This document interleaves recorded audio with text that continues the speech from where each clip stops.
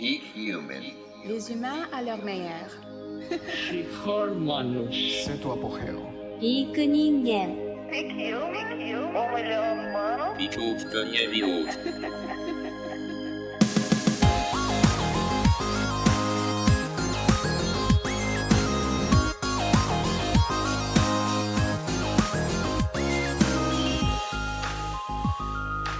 Hello, everyone. Welcome back to the time of week where I get to share another fantastic guest with you. I try to get all kinds of thought leaders and experts covering a wide variety of topics that pertains to your health, fitness, longevity, and even environmental health. They're all connected. Who would have thought? If you're new to this show, I'm Brian Sanders, and I'm creating the feature-length documentary Food Lies that seems to be taking forever to come out. But that's just because it's going to be that good. Please be patient. We're actually learning more each day, and more things are happening in the world that either are going to make this film better or that we need to address. It's turning out to be a good thing in a way, that we didn't just rush this thing out. We have more resources, better experts, and more opportunities that are too many to name. Learn more at foodlies.org. In the meantime, I'm creating the Game Changers Debunked film, which is almost in a rough cut somehow, even though we just started it. It's been a whirlwind, and we're moving at lightning speed. It also is opening doors and benefiting the Food Lies film. Look out for it on YouTube on November 27th. Be sure to subscribe to the Food Lies channel. We'll also try to get it on other platforms. Thanks for supporting its creation on Indiegogo. You still can help out and even get a producer credit. Just search for Game Changers Debunked on Indiegogo.com or click through the show notes. I also work with patients at Evolve Healthcare in Los Angeles. We have a medical clinic where Dr. Gary Schliffer and I treat the root cause of disease with diet and lifestyle. This is part of our company Sapien and the Sapien Diet. Find out more at sapien.org.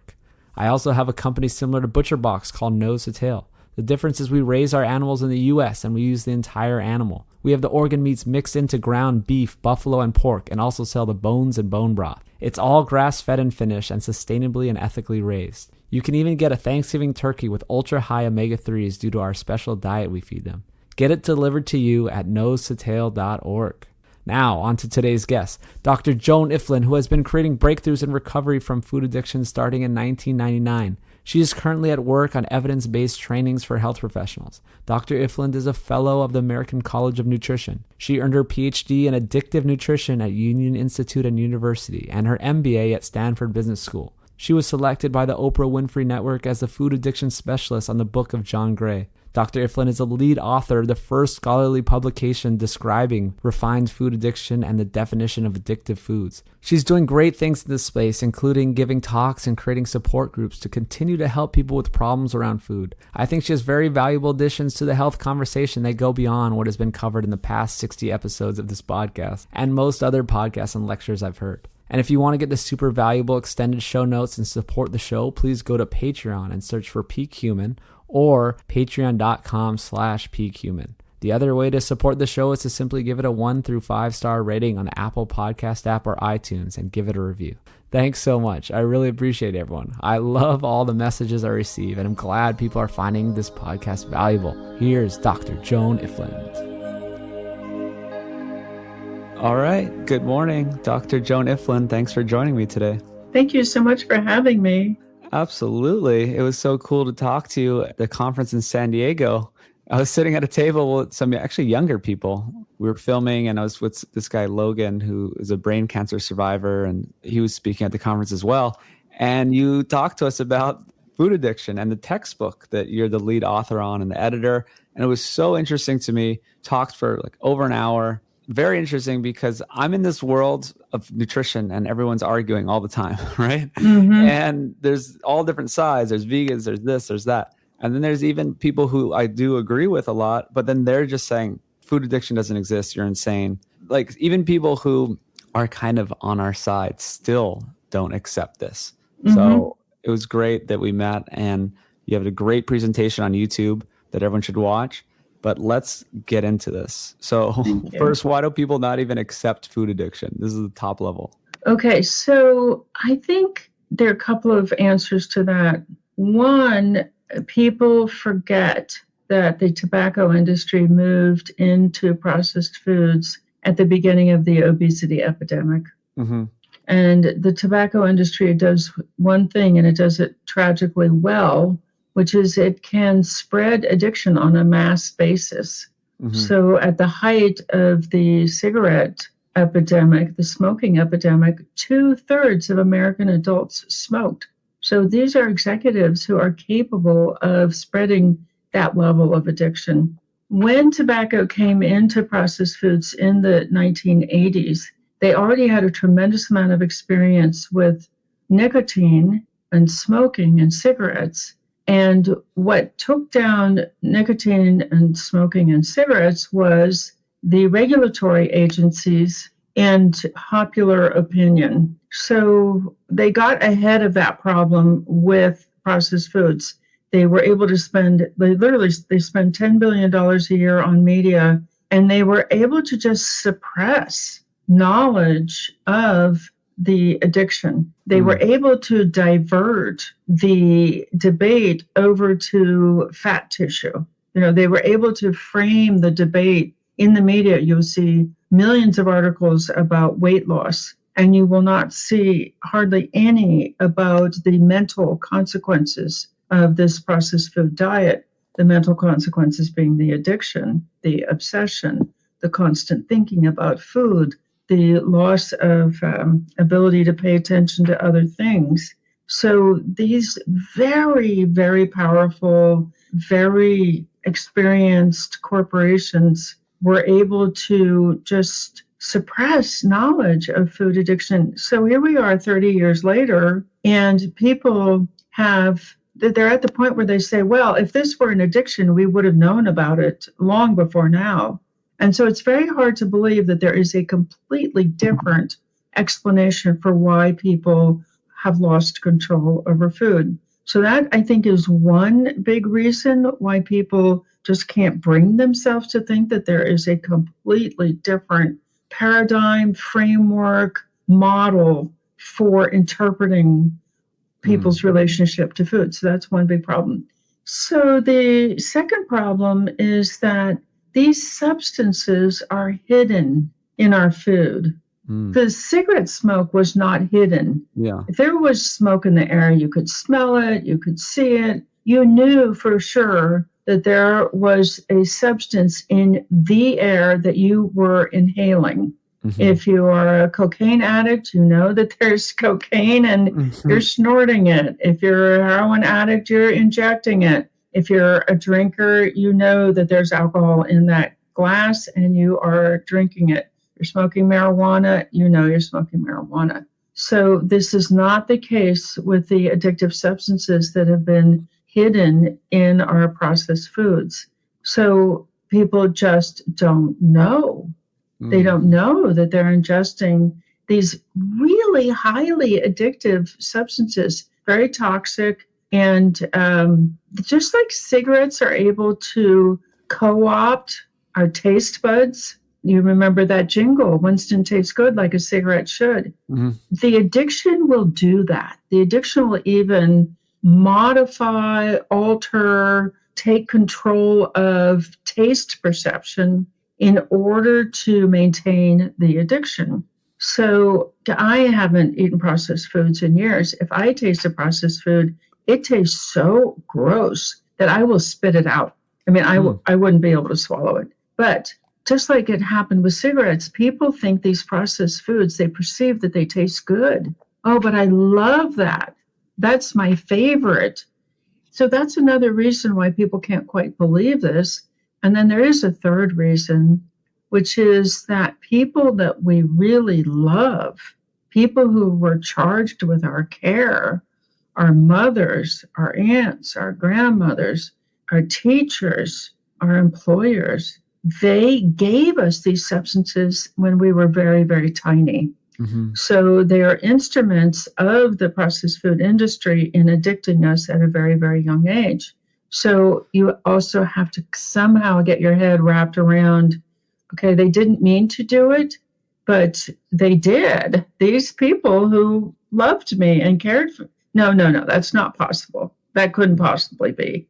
But that's what happened. Well, they unknowingly did it. And it was in your head, it's associated with love. It's associated with celebration. It's associated with these good things, birthdays, but then again, they unknowingly gave it to you. They certainly didn't mean to. And the idea that a young child could be addicted is just, it takes a great deal of shifting. So there are barriers, but now we've taken those barriers down. The textbook is 240,000 words. It's published by a very prestigious publisher. CRC Press is the biggest textbook publisher in the world, and it has 2,000 citations. So why could there be that really deep scientific foundation for a disease that nobody's heard about? It's because of the tens of thousands of studies that have been done on obesity, eating disorders, and drug and alcohol addiction. These researchers didn't know it, but they were illustrating aspects of processed food addiction. So the scientific base, this is over. The scientific basis has been established. That debate is over. It's demonstrated thoroughly. That's great to hear, because I haven't heard much about it at all, even though I study this stuff nonstop. And it's more what I hear is the Lane Norton type people. It's just like, oh yeah, if it fits your macros, you just eat it. And, there's no such thing. And they laugh. Like Lane Norton's the type of guy that makes fun of people for bringing it up on Twitter or Instagram. He'll just like bully you and say you're an idiot because you believe in food addiction. It's like, oh yeah, you just have one Pop-Tart and then, you count the calories and then you go about your day. And if it fits, it fits. So what the analogy here is, so there was a hospital in Vienna, I'm thinking the 1800s, where it was a delivery ward in the hospital, and the death rate there was very high. So women who went there to deliver babies or have surgeries, the death rate was very high. One doctor figured out that if he washed his hands between surgeries, the death rate in his ward way down. So he said to all the other doctors, my goodness, just wash your hands between your surgeries. He was kicked out of the hospital. Yeah. Yeah, so, I think I've heard this story before. Yeah. The people who are spouting that, like you can eat this toxic Pop-Tart and just going about your day, those people, history will just look back on them and say, wow. Yeah. Well, speaking of childhood obesity, right? We don't believe that kids can be addicted to things. I've seen it. I don't have kids. But I mean, you can just see them in the grocery store yelling, screaming for things. Like you see them at whatever event, and it's just like they gotta have it. They gotta have it. It's very difficult to think about these children missing their lives. They're missing their childhoods because, like any addiction, one of the hallmarks is obsession. So these children wake up thinking about food. They think about food all day long. They go to bed thinking about food. And there's a whole bunch of stuff they're supposed to be thinking about. So processed food addiction, like every addiction, it impairs the frontal lobe, the thinking part of the brain. It impairs attention, learning, decision-making, memory, impulse control, emotional processing, and satiation. So you see in the culture, you see the epidemics. Like if I were going to sit here and say, well, I think processed food addiction is an epidemic, somebody would have to immediately come back and say, well, if that's the case, you would see these other epidemics. We would see the epidemics of what addictions cause. And we have those epidemics. We have epidemics of attention deficit, learning difficulties, memory loss, poor impulse control, no emotional processing, and inability to feel satiation. Well, so and obesity. That's the physical side, yeah. Yeah, with heroin addiction, you wouldn't see obesity. You would see emaciation. A physical manifestation, yes. Yes. It spreads out through the addict's entire life. They're unable to control use. They're spending a lot of time at it. They have intense cravings. They've tried to stop and can't. They're in trouble with their relationships. They're having a hard time fulfilling their major roles. They've given up social events. They're using, even though they know they should stop. They're using because they have pain when they stop with the withdrawal syndrome. And they're using often under dangerous circumstances. And they're using more and more over time. So those are the 11 diagnostic criteria for addictions. So whether it's heroin addiction, alcoholism, or processed foods, you see those 11 symptoms appearing: gradually getting worse over time. And you see them in children. Mm-hmm. Yeah. Well, speaking of kids, in the beginning of your presentation, you talked about how you were an angry mom. Yes. And yeah. Give us some kind of context here of how you Well, got into all this. this is actually what led me to this field. I was a yo-yo dieter. I was a 30-pound, take it off, put it back on person. But when my kids were born in 83 and 84, I really panicked because I had been raised by a person, a woman, my mother, who was what you would call a depressed rager. She was very distant, very aloof. There was almost no emotional connection with her. And from time to time, she could just fly into a rage and the belt would come out. And it was beyond traumatizing. It was just incredibly traumatizing. And you never knew when it would happen. It was just awful. So I obviously did not want to raise my children that way. I was acutely aware of that. And I was terrified of myself. So I did personal therapy. I did women's groups. I did a 12-step group. But none of it was stopping the raging. I understood every one of my childhood issues, and it didn't help stop the raging at all. But in one of the 12-step groups, which was for behavior, a woman came up to me occasionally and said, "Why don't you try Food Addicts in Recovery?" And I'm like, well, I'm thin, so why are you talking to me about that? But at the end of the year, I had regained the weight, so I did. I went and got the book, and I joined the 12-step group. And immediately, like that group eliminated sugars and flours. We now know that there are another 10 or so categories of addictive substances mixed into our food. But I said, okay, I'll try this food plan because that's what I did. I just tried different food plans and diets. And within 4 days, cravings had stopped, brain fog had stopped, fatigue had stopped, and then the sinuses cleared up. I had constant sinus infections. The allergy got better. The bloating stopped. I was eating a lot of food, but I was still losing 2 pounds a week. And then, but where my dedication to this field came from was in the 3rd week. And I looked back on those 3 weeks and I said, wow, nobody has needed me to yell at them. And nobody has needed for me to criticize them in 3 weeks. That's so interesting. And I can tell you where I was standing when it hit me. This has got something to do with the food. So I went to my support group that weekend. They had a once-a-week meeting, and I just couldn't wait to be able to ask this question. Do people become less irritable on this food plan?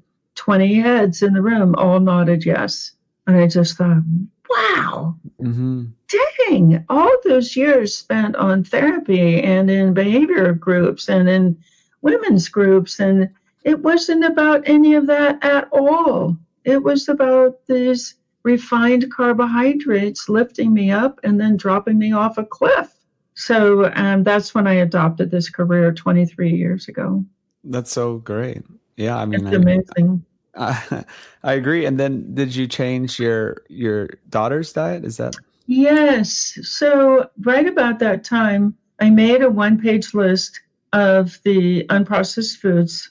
That list, by the way, is available at foodaddictionresources.com. It's a free website. I have 20-some handouts there. So anybody can follow up on this and start to educate themselves. So I just thought, I got it. I said, well, I'm giving my children foods that make them irritable with me.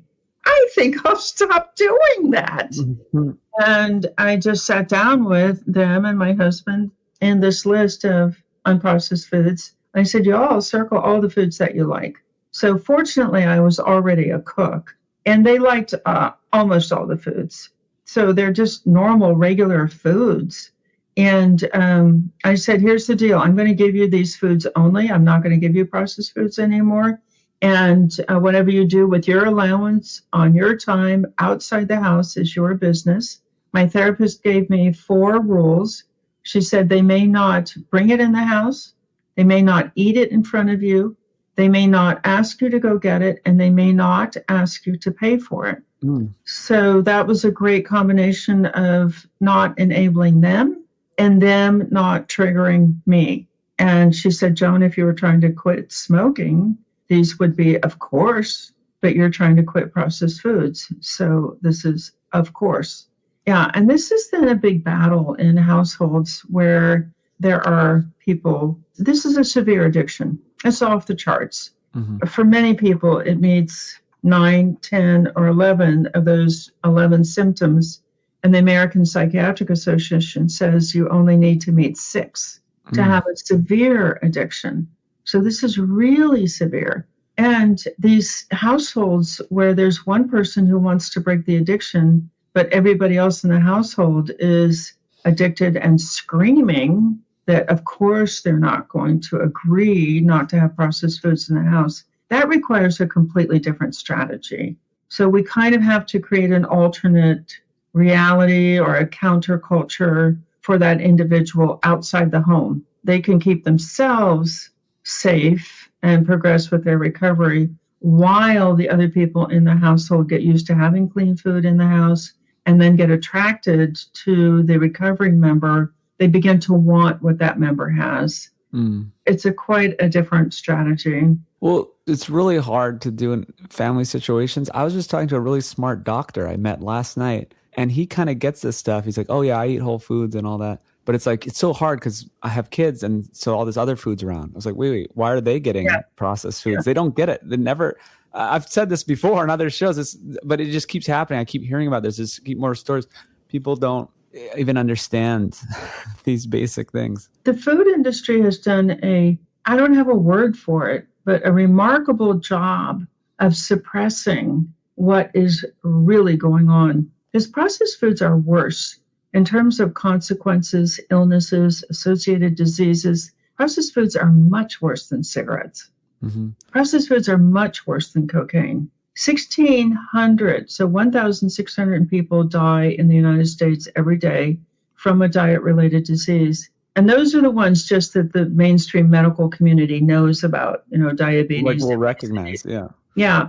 So like the suicides and accidents and chronic infections and inflammation from pneumonia, suppressed immune system, those things are not even on the list.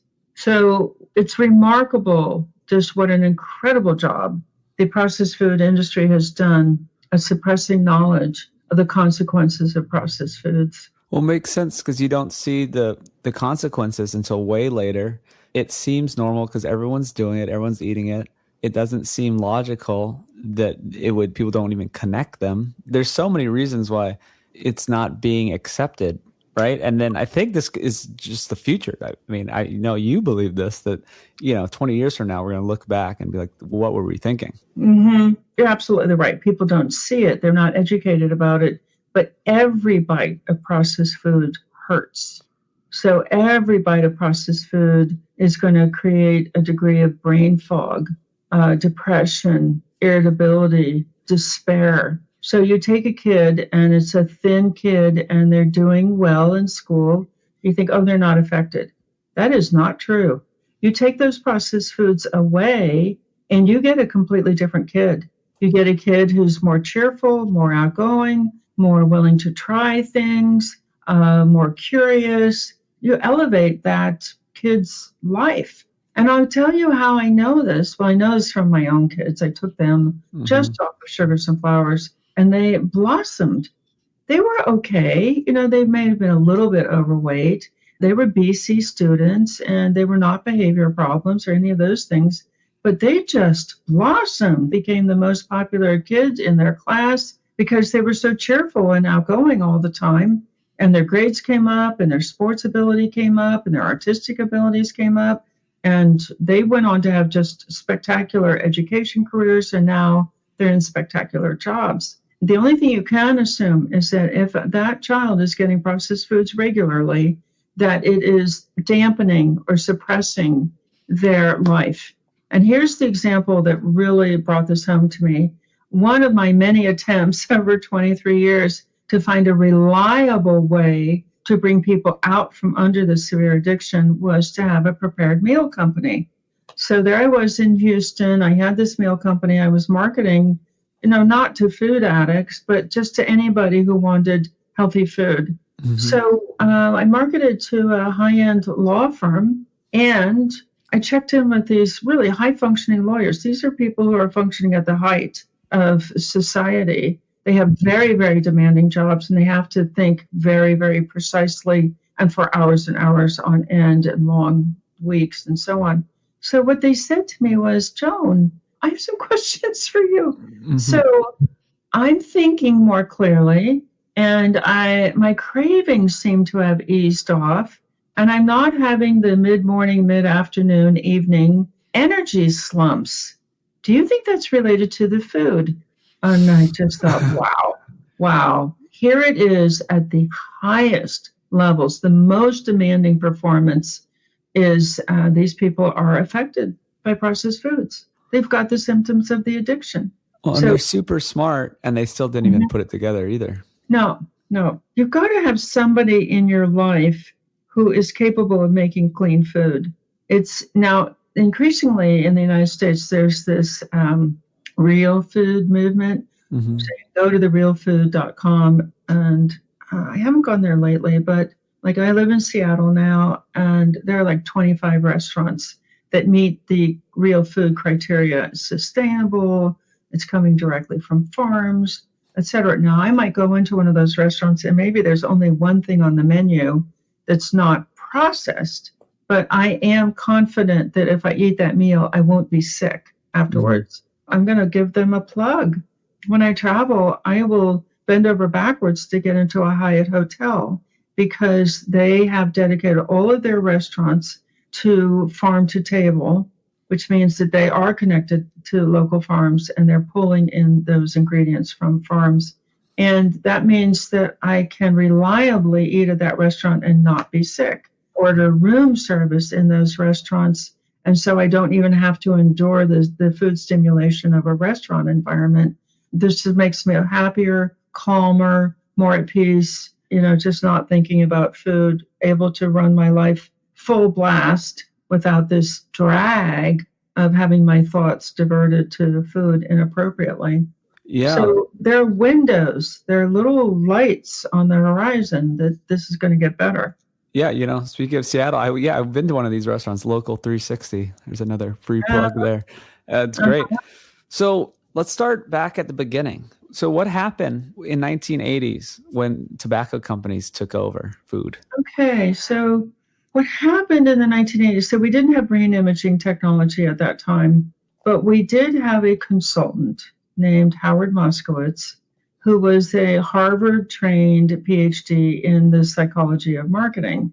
And what he did was he figured out a method for maximizing the sugar, fat, salt in processed foods.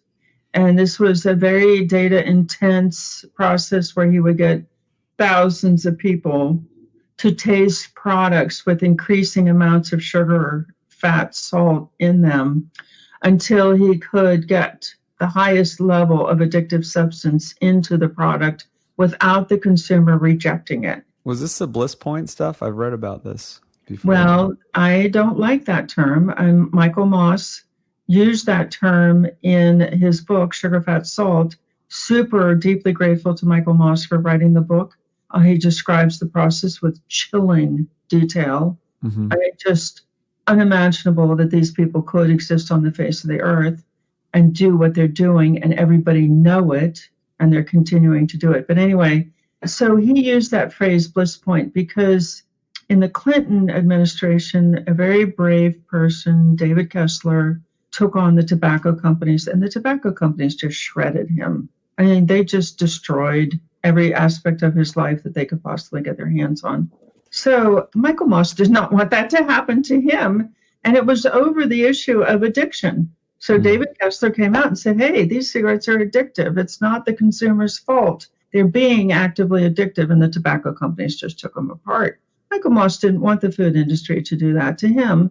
So instead of calling this, the most addictive product formulation, that they were working towards getting as many addictive substances at the highest possible level into these products, he said, they were creating a bliss point. Mm-hmm. No, That's not what they were doing. No. No. Yeah. So, yeah, but that's what happened. So then, one group of products got that treatment. Then all the other processed food manufacturers hired Howard Moskowitz to do this addictive formulation on all their products. So now anything in a package has got the sugar, fat, salt maxed out in it. Plus, we know that dairy is addictive, and food additives and caffeine. The more different substances a person is using, the more different addictive pathways, addiction centers in the brain are being lit up, and the harder it is for the person to move out from under that addiction. And talk about each pathway with each substance. Yeah. So like sugar activates dopamine, and processed fats activate the same pathway as marijuana, the endocannabinoids. Flour activates serotonin. Excessive salt activates the opiate pathways. If a drinker comes in for treatment and it's just alcohol, that's going to happen. That person will be able to recover. But if a drinker comes in and they're also using cocaine, it's going to be more difficult because you have all the cocaine triggering and the alcohol triggering. If somebody comes in with cocaine and alcohol and marijuana, it's even worse. If they're also smoking cigarettes, it's even worse. If they're doing meth on top of it, it's even worse. So the more different substances you're using, the more different addiction centers in the brain are hyperactivated and putting out all these intense cravings, the harder it's going to be. Yeah, so that's why the three major fast food outlets combine all of those ingredients. So if it's tacos or hamburgers or pizza, all of those ingredients are present. And I think that's why Asian food, for example, is not as wildly popular as those three. It's because it doesn't have dairy to the same degree. Yeah, interesting. Okay, well, let's move back. So tobacco companies bought food companies. Mm-hmm. The ingredients are all addicting. It makes sense. Mm-hmm. And I get it. And I've been down that road. I used to eat all these foods and then I stopped eating them. And as the more you stop eating them, the less you think about them, the less you want them. This is what I was thinking. People who go vegan, people who go carnivore, these very extremes, they're cutting out all these things. And they notice all these improvements. And there's many reasons why they're noticing these improvements. They're basically getting rid of all the food addiction substances. Yes. I've gotten this incredibly enthusiastic response from the low-carb community. I've given presentations through the wonderful group, Doug Reynolds, Low Carb USA group. So a big kudos to him for bringing this to the table. And this is my message to them.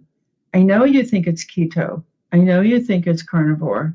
I know you think it's this food plan, but there's a whole nother piece that you're not seeing, which is you're getting people off of these really incredibly destructive substances.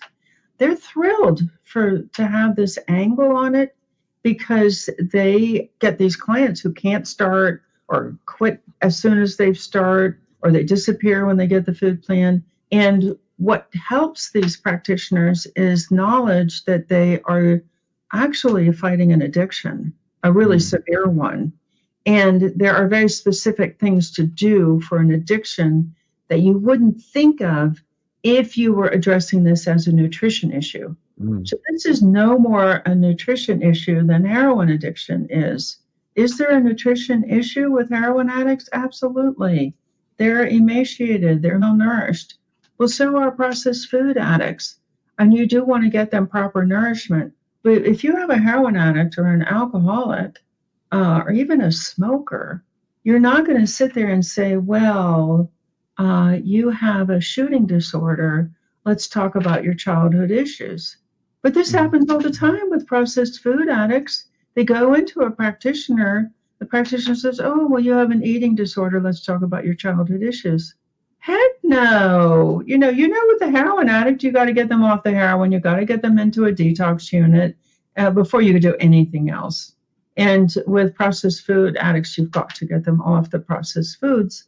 But getting somebody off of processed foods is an incredibly complicated process Getting somebody off of heroin just means you've got to get them medical supervision, you've got to get them into a protected environment and let them go through that detox process, really manage them, manage the pain, manage the discomfort, get them into a safe place. You really have to do the same thing with processed foods, except there are so many of them, and there are no facilities where they can go.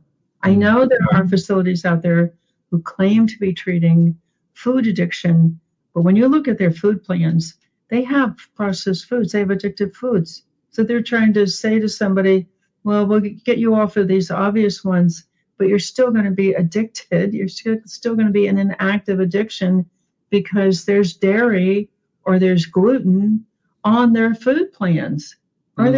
So there is no place to go. My whole thing has been to leave people in their homes while we detox and to really work very closely with them, have video screens with them so that they can be in the comfort of their own home. And there are a lot of things to do to manage withdrawal from processed foods. You can just cut back on the processed foods slowly. You can just eliminate them one at a time. You can get ready. You can take even taking a hot bath before you start and then regularly through. It's a 4-day acute phase. Understanding people around you by video screen, not in your home, but by video screen is incredibly helpful because it takes the stress out of doing it by yourself. Humans are stressed when they are doing things by themselves. Humans are not designed to do things by themselves. We are social creatures. And when we're around people who understand us and care about us, we get a lot of strength and a lot of comfort from that. Vastly decreases stress. And then they can move forward. Then they can just keep taking the next little step until they're out of the dangerous spot. Yeah. I know you have like support groups and all kinds of different things. Let's get to that. I really want to go through the whole story of this. I think you're right on track. Let's do 1980. Yeah, because this is so interesting to me. I didn't know that tobacco companies started buying up all these food companies. Yeah, they suppressed it. It's amazing. But so many people will come up to me after a presentation. They'll say, I knew that, but I'd forgotten it. How could you forget something like that? It's because you don't have any reminders in your culture. Nobody is talking about, this is tobacco all over again. So what happened? So there's a business model. I'm a Stanford MBA, 1978. My MBA is completely out of date, but I am always interested in business models. So there is an addiction business model. It's a business model. And it has... Tobacco companies figured it out for sure beforehand. Yes. And really, you can just look back in time. The wine merchants in Rome 2,000 years ago were using the addiction business model. So what is that model? I've distilled it down into 5 A's. It's the 5 A's of an addiction business model. Neuromarketing, you say? Yeah. Yeah. Because that's what an addiction is. You have to rearrange the brain. You have to alter the brain to crave incessantly and suppress the frontal lobe, the braking system. Okay, so we've talked about the addictive product formulation. With cigarettes, those tobacco executives extracted nicotine and added it back to the cigarette. So they're enhancing the addictive properties. They cure the tobacco in sugar. You can't inhale tobacco unless it's been cured in sugar because you'll just cough it right back up. So you have product formulation. Secondly, you target the youngest possible user because the younger you can train those neurons to crave, the more difficult it will be to undo that training, to put new training on top of those neurons, persuade those neurons not to do that anymore.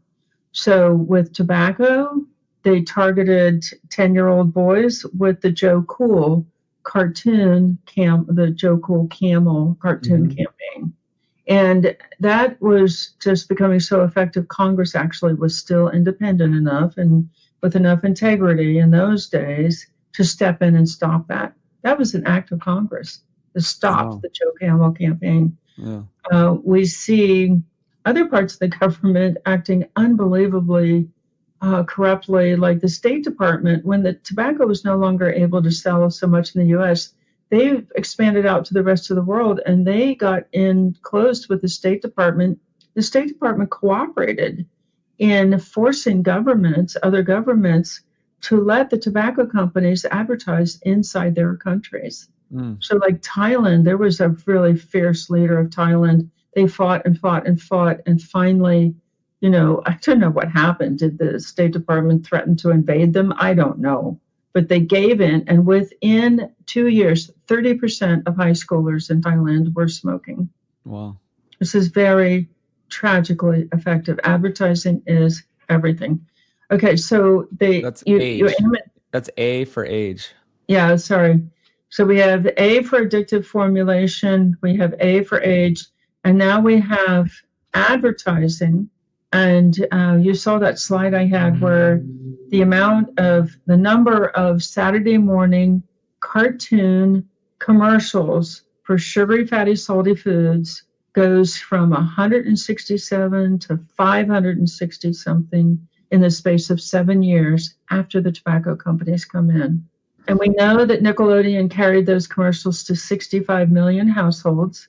And you're just like, oh, I see what happened. Oh, okay. So all those kids' neurons got trained to crave processed foods, and these addictive substances. The brains were trained to crave sugar, excessive salt, and processed fats. So I believe it. I was that kid. But what tobacco companies, what companies did they buy? Was it like snack? Let me do the two other A's because there are five. Okay. So it's availability, it's you take out the cigarette vending machine and you put a soda vending machine there and you just continue the addiction. And then very cheap prices. So tobacco was able to get started because of the invention of the rolling machine. And then you could produce cigarettes cheaply enough that people could use them often enough to establish the addiction. And at the same time that tobacco was moving into processed foods was the invention of high fructose corn syrup and the lifting of any quotas on the production of corn by the U.S. Secretary of Agriculture. So the market became flooded with this very cheap, highly addictive sweetener, high fructose corn syrup. So those are the 5 A's. Who did they take over? They took over Kraft, Nabisco, Dannon yogurt, Souchard chocolate, General Foods. Those are the big ones. Oh, yeah. I mean, that's all the big ones, basically. All the big ones, yeah. Kraft. Well, another quote you had in the slide was that hunger doesn't sell snacks, desire will. Well, that's what happened. The tobacco industry started coming into processed foods. And the processed foods company just looked at them and said, I don't know where you think you're going to get this market from because people have enough food. Yeah, they eat their meals. The industry said we'll take care of that. We're not using the hunger model. We're using the addiction model.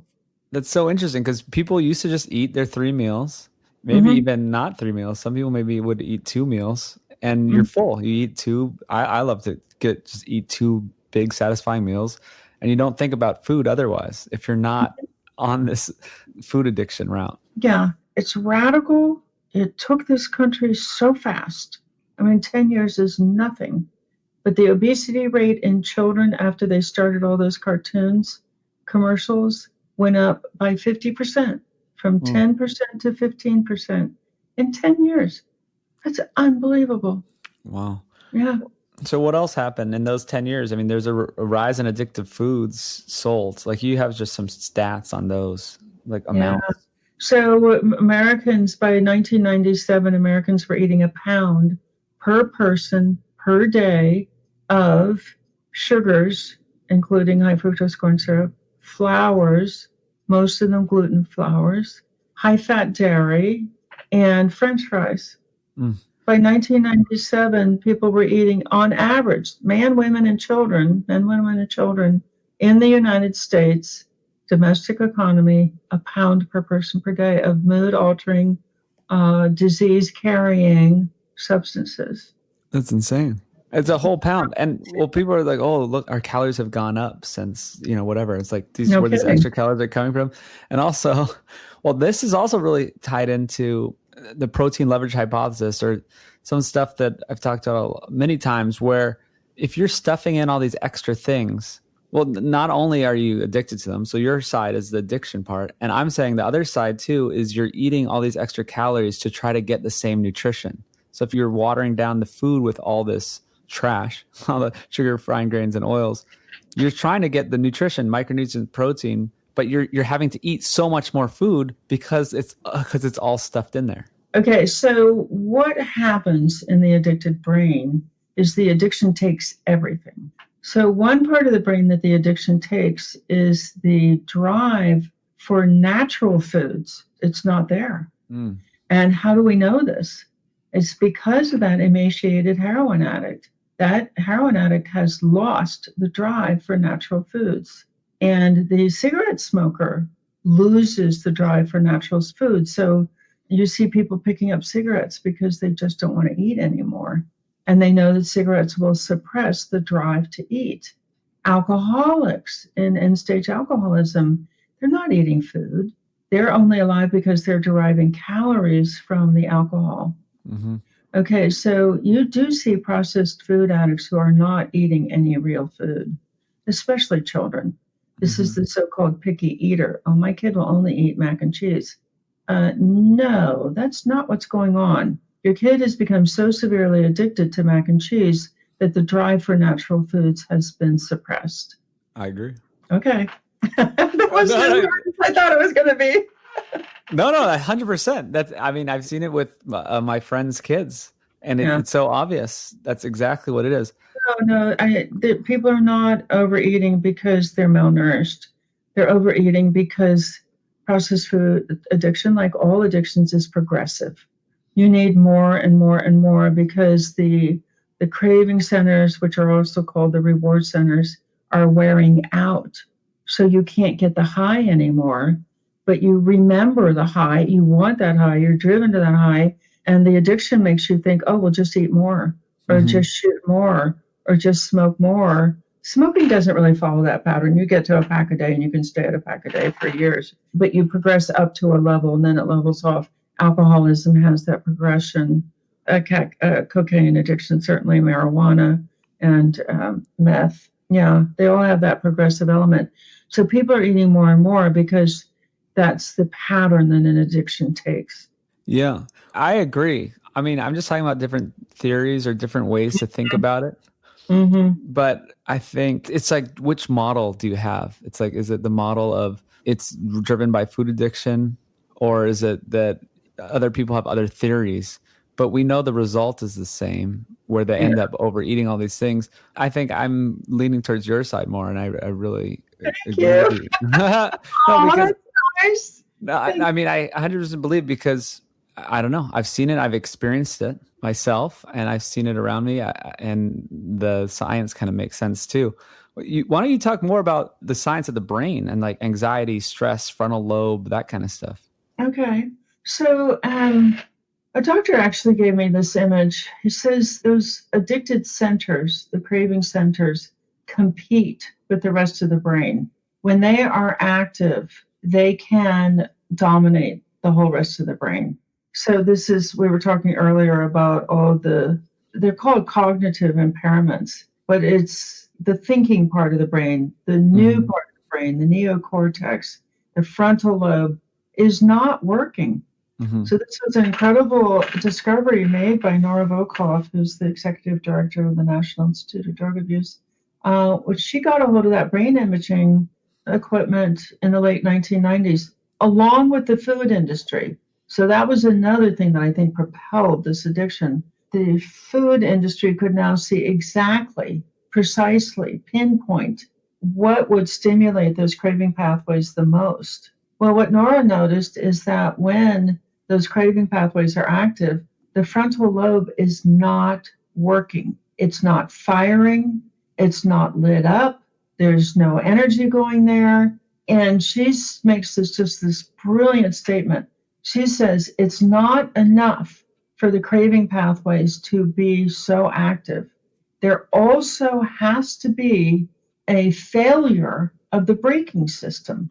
So even if you're really, really craving something and like, oh, I love that. And I just haven't had it in the longest time. And it's this season and they made it just for me. She said, if your braking system is working, you can have all those craving thoughts, but then your braking system will say, but that'll make me sick. So I'm not going to eat it. Mm-hmm. My doctor said not to eat it. She said, you've got to have two pieces. One, the craving center saying, oh, go ahead. It won't hurt you this time. And you can have just one bite. And then you've got to also have the braking system has been cut. It's not working. It's not braking. It's not stopping. It's not controlling. It's not helping you.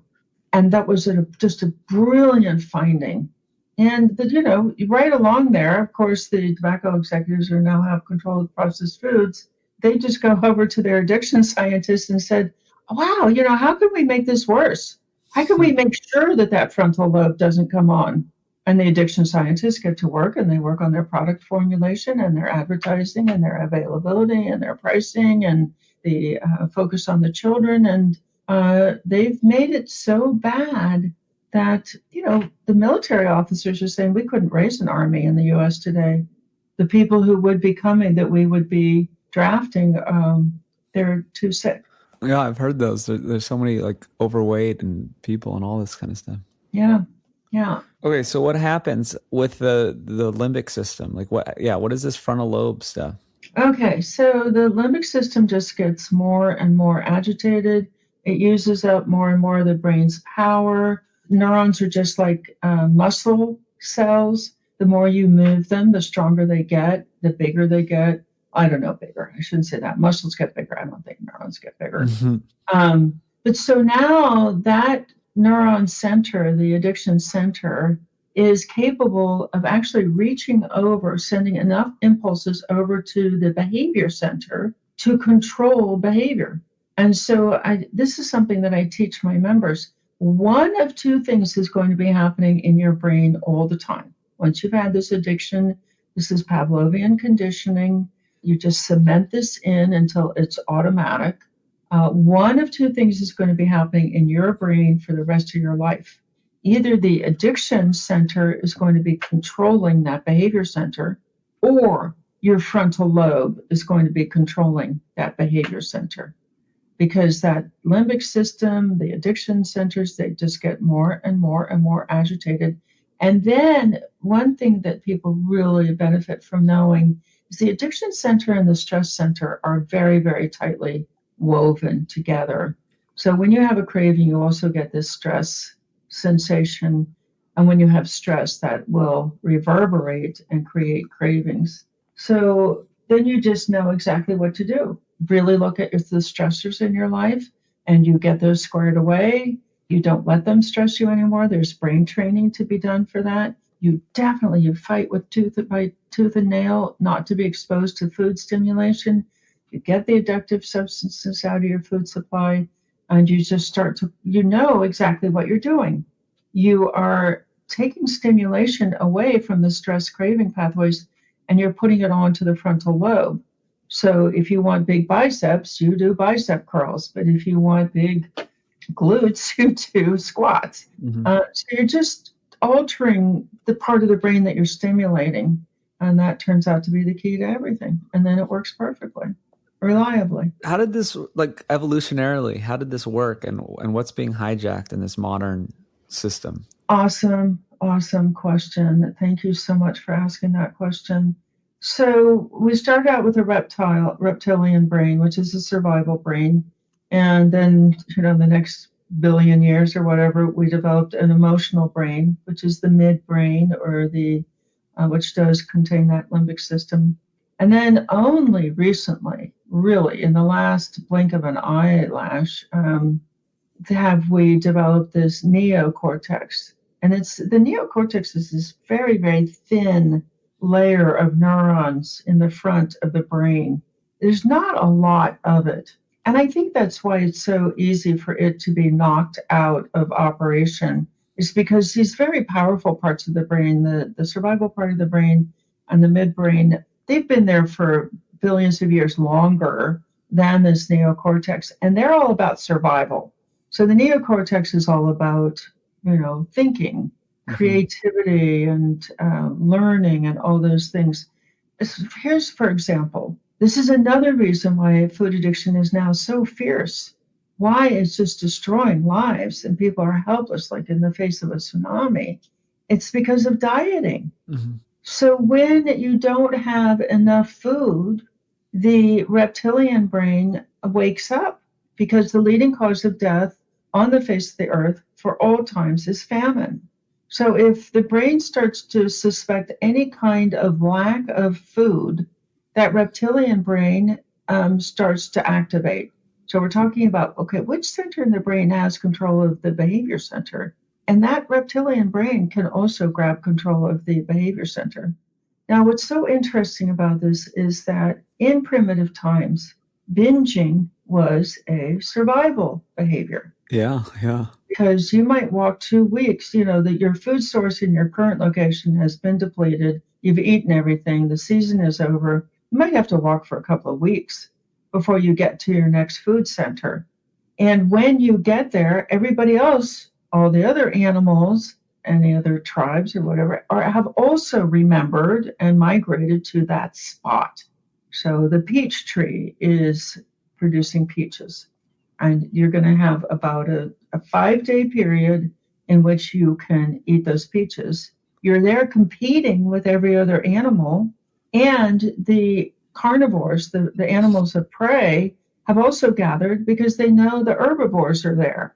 So they want to eat the herbivores. Your basic strategy is to get in there and eat as much as you can, as fast as you can, and then move away. So you definitely want to eat as much as you can, as fast as you can, because if you don't eat it, that other animal over there is going to eat it. And then once you've eaten, you want to go away and sleep it off in a safe place so that the carnivores don't eat you. So eating large quantities of food very, very fast, it's just a natural human behavior.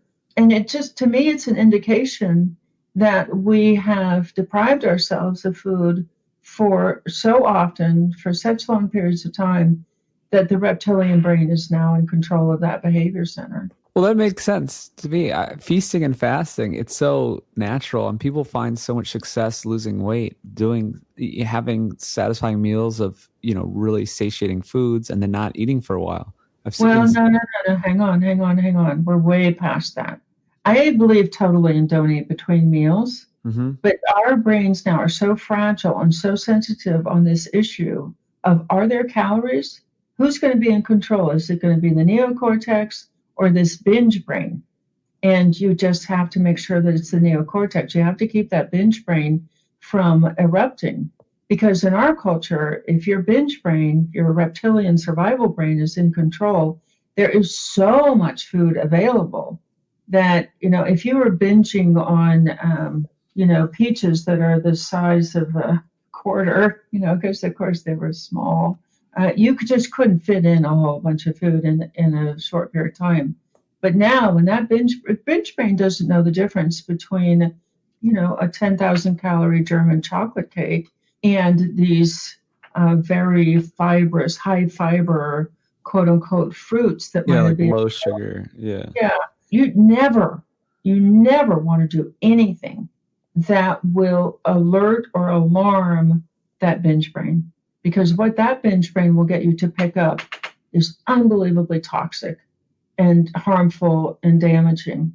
So one of the big aspects of recovery is to make sure you get 3.5 meals a day, spaced out, slow release meals, lots of fiber, a little bit of fat, lots of protein, and just really highly unrefined vegetables and carbs and fruits.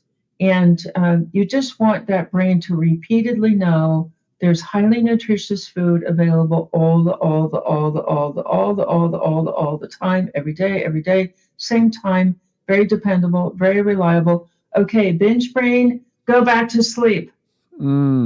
I remember talking about this now. Yeah, where for people specifically that you work with in food addiction recovery, that this is the prescribed method. It's a bit different.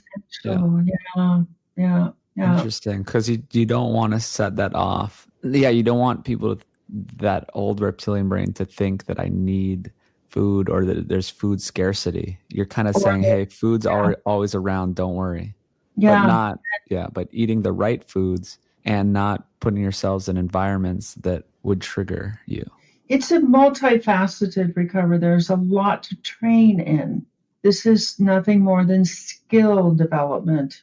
It's nothing more difficult, really, than learning a language. So, learning a language is a process of programming neurons to store specific memories and then get into the environment where that language is being spoken and let those neurons be triggered, cued. Like, I want to go to Paris and I want to be able to talk about cars.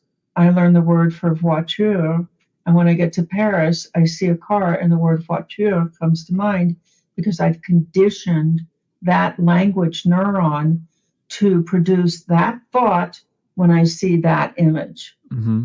This is all recovery from overeating is. That's all it is. It's conditioning neurons to have the thought that when you see that processed food, your brain says, ouch, instead of, wow, I love that. It's no different. You see the car, you think car. But what you want your brain to think is voiture. You can train that neuron to have that thought. So how do you do that? Flip your mirror. Yes, Flip your neurons. Is that what you do? So you can't do that through the frontal lobe, for all the reasons that we've talked about. But there is a part of the brain that works the same way no matter what. And it is the mirror neurons. These are the neurons that drive us to copy what the people around us are doing. And this is the neuron that if you see people running out of a building, you will run out of the building. Mm-hmm. You won't stand there and use your neocortex and say, oh, I observe people running out of the building. I'm going to think about the 84 alternatives. No, you just run. Yeah. So mirror neurons, thankfully, also have the ability to go over and control that behavior center. And they will, and they do. So if you get around people who are eating clean, you can eat clean. But if you get around mainstream media and you get around people in your workplace who are eating processed foods and extolling their virtues, you can't reasonably, it's not reasonable to expect that you could get control of your eating in those environments. Mm-hmm. Yeah. It makes sense. Well, it's the whole thing of like you are the sort of the average of the 5 people around you. Mm-hmm. Like, right? It's real. It's like if you are around successful people, you'll probably be more successful. And if you're around people who eat Taco Bell, you're probably going to be eating Taco Bell. Yes, absolutely. And helplessly.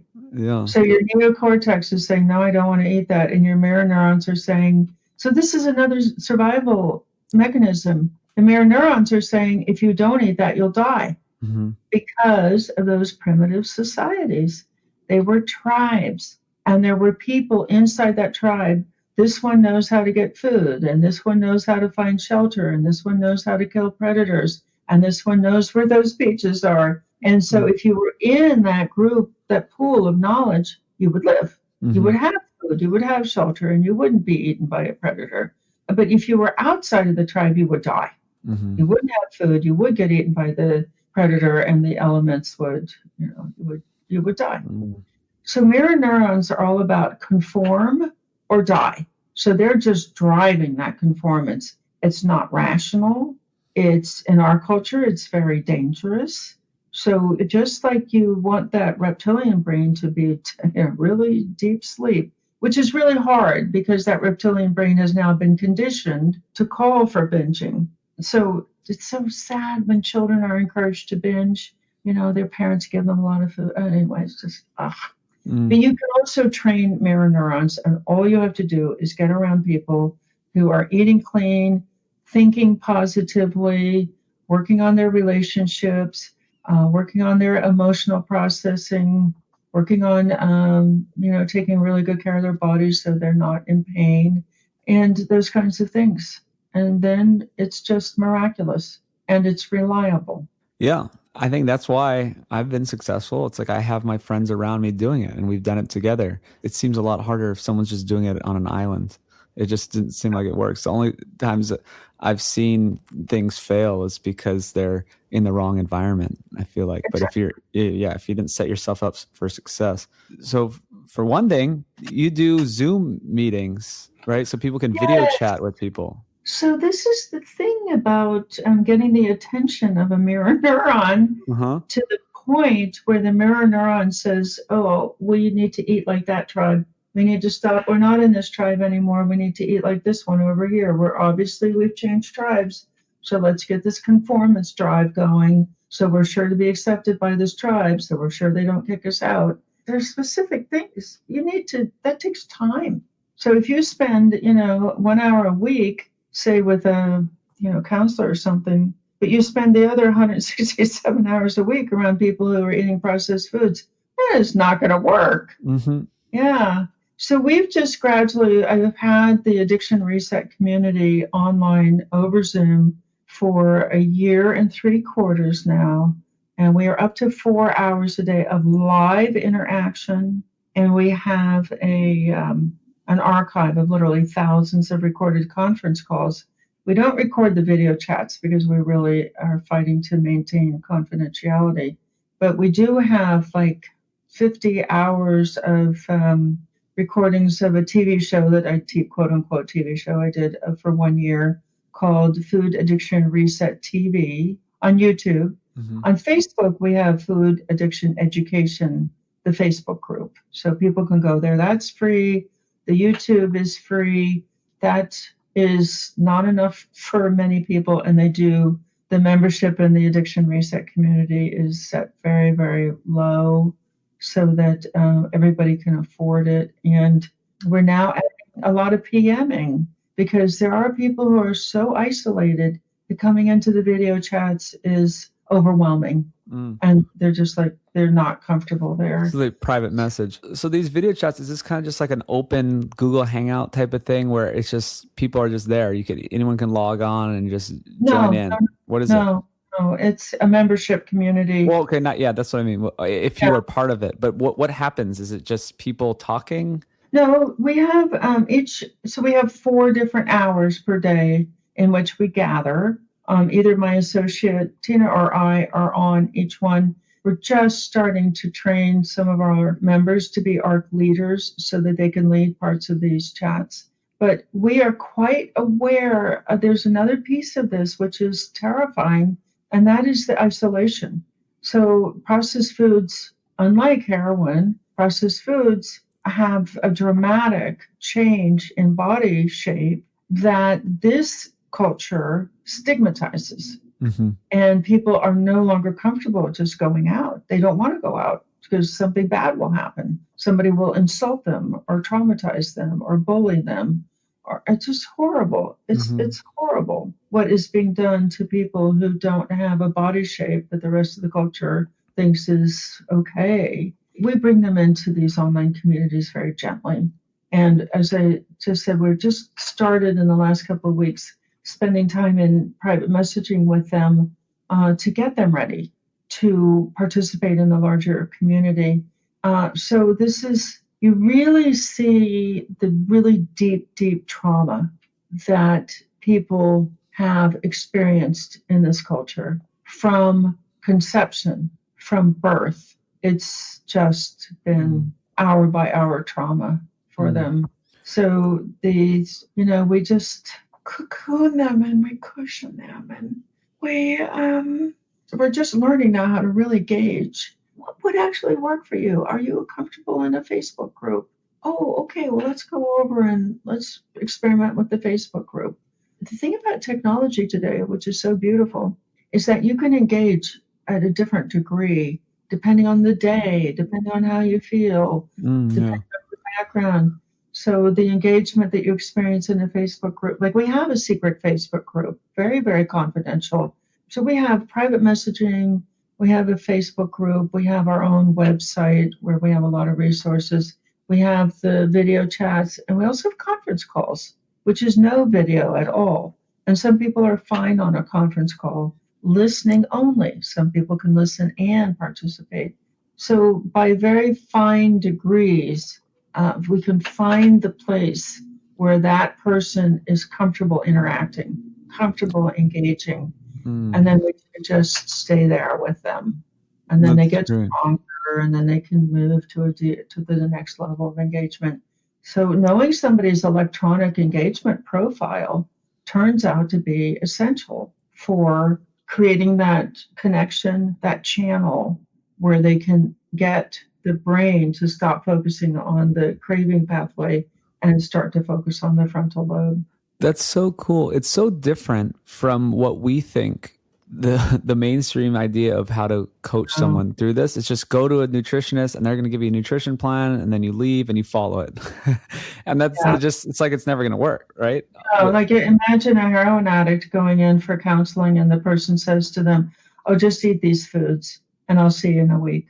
Yeah, it's just don't do heroin and I'll see you in a week. Or like, it's kind of insane. So like that's why 95 to whatever 98% of diets fail. That's why diet books don't work. Bariatric surgery doesn't work. Yeah. So I'm trying to attack this from different sides. I work at Evolve Healthcare with a doctor, and we are implementing, food programs and nutrition and health programs and all this. How can we integrate this type of stuff more? I mean, I really understand that it's way more than just telling someone what to eat. It's educating them about why they're eating that way. But then there's this whole third huge area of addiction. How do we work with people? Because not everyone can, join your group or, how do we do it at a bigger scale, or that other people can start implementing, maybe if they're listening and they have a doctor's office or health practitioner of some sort is listening. So in my long-term view, what I hope to do is educate offices, healthcare offices, providers on how to set up these online communities in their own practices. I know doctors, healthcare practitioners in general are frustrated.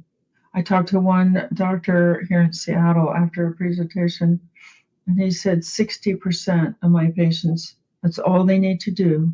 They just need to make a diet change, and they can't do it. It was a closed practice. So he knew his patients really well, 60%. So doctors are like just frustrated up the wall with this issue. And Zoom costs $14.99 a month for an account. And we do have diagnostic criteria. We have adapted the textbook in the middle of the textbook, the processed food addiction textbook. The whole middle section goes through those 11 diagnostic criteria and describes in detail how they look in a processed food addict. So a doctor can read those 11 chapters and start to diagnose people. But, I know that if you've had a pound per person per day for 20 years of these substances, that most patients are going to be addicted. If they're sick enough to be in the doctor's office, it is the addiction that has driven them there. As an example, I gave a talk at a Rotary Club once, 22 people there. He says, oh, well, those will be fun. Let's go through these 11 criteria. That'll be a great talk. Half of them were severely addicted. And the other half were mildly or moderately addicted, with one exception. There was one person who only met one criteria, self-endorsed for one criteria. So doctors can diagnose this. And we have all those handouts at Food Addiction Resources. And, I'm very blessed that for 23 years, I have been able to sit and study as a food addict with this framework. So that is a free website. And if anybody listening to this call wants to download those documents and rebrand them for your own practice, please do. Don't even have to give me credit. Just wow, that's a kind offer. That's really it's a little bit of payback. It's a little just tiny. It's a tiny drop of payback in a great big ocean of generosity. So that's the second thing. The doctors, any kind of health practitioner, open a Zoom account. Number two, go to Food Addiction Resources, download the handouts. They're not designed, they haven't had a graphic designer on them, so you're going to have to look at them and decide how you want to use them. Download those handouts. And then the third thing you can do is hire a health coach. So there are zillions of health coaches out there, and get that health coach to set up some hours where anybody from their home, from their smartphone, from their tablet, from their computer can log in and visit with that health coach. And then that health coach just has to be educated about, no, you really don't You don't eat these foods in moderation. This is something else that's what you see the food industry pushing back through the eating disorder specialists. And they're pushing these messages of intermittent fasting, which will wake up that reptilian brain and lead to binging. And they're pushing moderate use. Oh, well, we see that when it's just so crazy. So you got to have a health coach that's educated not to recommend those things and really knows how to pick somebody up when they've lapsed. There are very specific skills, somebody who can explain the science. No, that's not a childhood issue. That's just a plain old addiction. And it reached up and it grabbed you because these 84 stressful things happened in the prior 24 hours. So just the rudimentaries of the science. But practitioners can start breaking the old sick advice right now, today. Just the textbook is on Kindle at Amazon. You can have that textbook in your hands, in a matter of moments, and you can start reading the middle section, the 11 diagnostic criteria, and you can start to look for this in your patients. What is it called again? So the textbook is Processed Food Addiction, Foundations, Assessment, and Recovery, and it's published by CRC Press. And my last name is spelled I-F as in France, L-A-N-D. Awesome. I want to just wrap up a few things before we go. Food addiction be recognized in the mainstream? Like, how do you think this is going to go down? It's going to go down like tobacco. When enough people have died and enough people get it, that it was the processed food industry, it was the tobacco industry and the guys of processed foods that did it.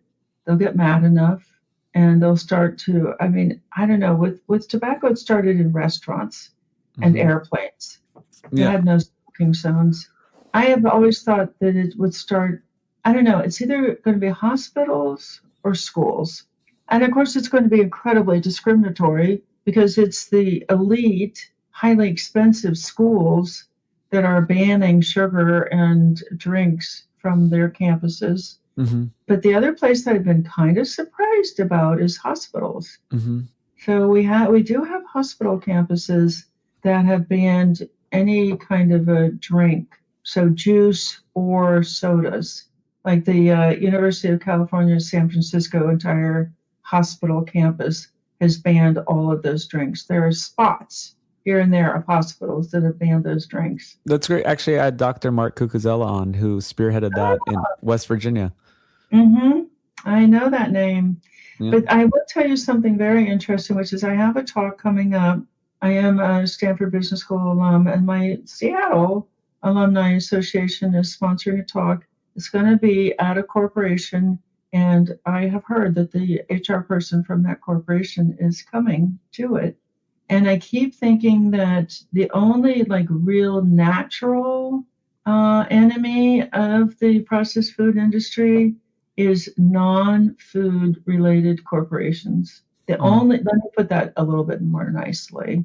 The only corporations that are not profiting from processed food addiction are the technology corporations and the manufacturing corporations. And not only are they not profiting, but it's draining their profits because they're paying for medical treatment for these very, very expensive conditions, chronic conditions. I have that nice prestigious MBA. I did, just in thinking of my own marketing and where could I make the most impact the fastest, really focused on the low carb community, because that community is already prescribing non-addictive food plans. They just need one more layer of help with knowing how to manage the addiction.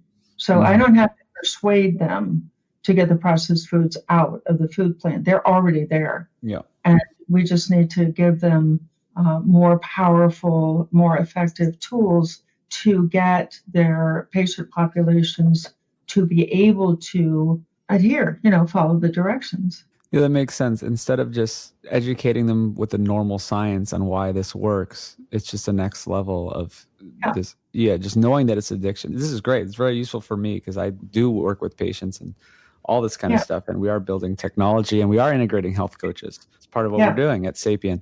So yeah, it's really useful. Do you think there'll be no more ads for cereal on TV at one point? You know what I mean? Like, will it go the way of smoking? Where do you think it'll ever be banned in a big way like that? Or is there just too much money behind the food industry and all that? I don't think that will happen, and I'll tell you why. I saw a big cigarette spread advertisement, glorious colors, double fold, in friggin' Time magazine in the last couple of years. Cigarettes advertising is coming back. Yeah. In print, so it's banned on TV, right? I think it is still banned on TV in this country. I don't know. But the thing that we all have to do, Brian, is we have to band together and create a counterculture. I do want to say that if any health professionals are listening or any individuals, ask your health professional. You can get your health professional to refer to us. We have, we're expanding our addiction reset community online, but you've got to work with your health professional. That health professional has to assess you and come to that conclusion that health professional is not ready yet, and that it would be okay for you to go into this online program. So we have capacity. We're growing. We're just about to train our first generation of ARC leaders. We're definitely picking up speed there. And so at one point we will have a food addiction treatment certification. It'll be our FACT program, food addiction certification training. We will have that program for professionals, and that will go into the science. It will go into all these just many, many nuances of how you really walk generous with a person and all that stuff. Yeah.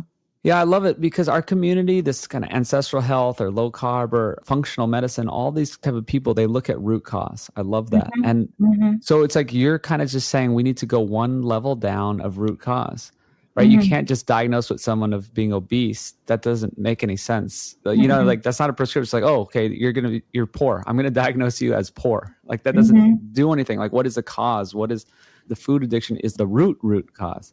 So I think it's really cool to think about it this way. And it's already how the community and people listening think. Yeah. This is really valuable. It's one step further than you thought. And it's like deep in the reptilian brain. And I love it. It's really there's never been an addiction like this because it was never cheap enough to addict children.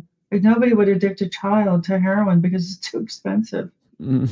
Yeah. Well, all right. Thank you so much. I'm glad we met, and I hope people enjoy this podcast and take it to heart and realize, you can't really give someone cocaine in moderation, right? No, you can't. There are just so many mythologies that have sprung up because it is hidden in our food. So people are so distracted by that. But all this mythology has just blossomed and come and gone, and the fads and all this stuff. But if you can just keep piercing that and say, okay, this is cocaine addiction, only 10 times worse, then you can make progress. If you stay focused on the substances and what's going on with the substances, then you can make progress. Let's do it. Yeah. All right. Thank you. Right. Thank you. Have a great day. Bye-bye. Bye. And there it is. Apparently we had different opinions on fasting and not snacking all the time. But for all of health and fitness, it's about your goals. And so your goals matter. And a lot of people need to lose weight, and then they shouldn't be snacking, and maybe they should be doing some fasting. But if you don't need to lose weight and you just want to focus on food addiction, then yes, maybe her way is better, and having portion controls and all that. There's many ways to do things. So she knows what she's talking about. And if that's not for you, then do it a different way and do what works for you. So please go to sapien.org and find out everything we're doing there. You can find links to our Sapien and Diet and Lifestyle program and have a consult with me or Dr. Gary. You can support the films. You can get the nose to tail meat and everything else. Thank you so much, and we'll see you next week.